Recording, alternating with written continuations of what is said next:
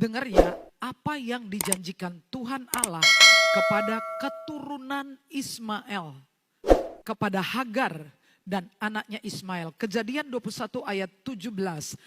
Allah mendengar suara anak itu, lalu malaikat Allah berseru dari langit kepada Hagar, katanya kepadanya, apakah yang engkau susahkan Hagar?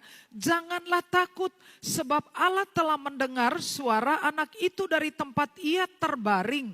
Bangunlah, angkatlah anak itu dan bimbinglah dia, sebab aku, artinya Tuhan, akan membuat dia menjadi bangsa yang besar. Tuhan yang berjanji akan menjadi keturunan Ismail bangsa yang besar. Bukti enggak sih keturunan Ismail hari ini?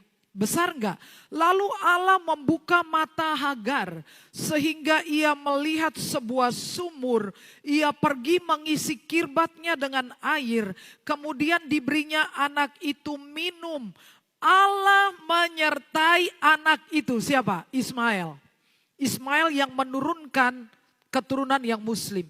Sehingga ia bertambah besar, ia menetap di padang gurun dan menjadi seorang pemanah. Maka tinggallah ia di padang gurun Paran.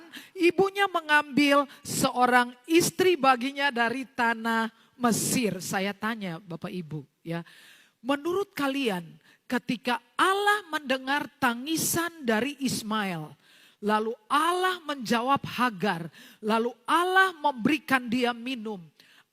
Dan kemudian Allah berjanji akan menjadikan keturunan Ismail ini bangsa yang besar.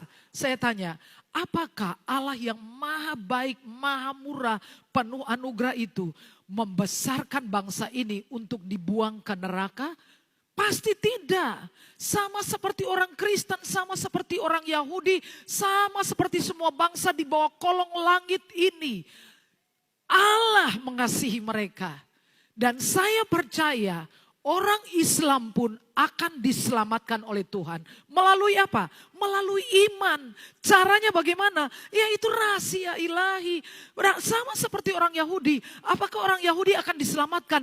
Ya, orang Yahudi akan diselamatkan. Tapi sisanya caranya bagaimana? Ya karena iman. Tapi gimana caranya mereka bisa beriman?